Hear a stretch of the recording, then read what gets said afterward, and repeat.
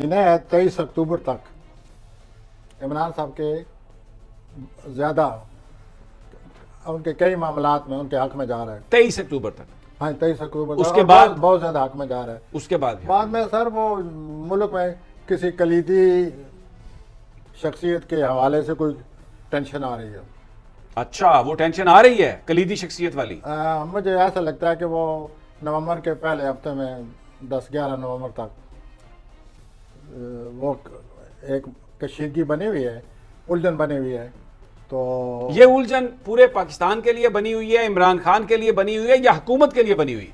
Sir ये पूरे पाकिस्तान के लिए बनी हुई है। अच्छा, ये मामला कोई बड़ा बुनियादी तौर पर कहीं कोई गड़बड़ है, बुनियादी तौर पर गड़बड़ है। और अल्लाह करे ये नवंबर खैरियत से गुजर जाए।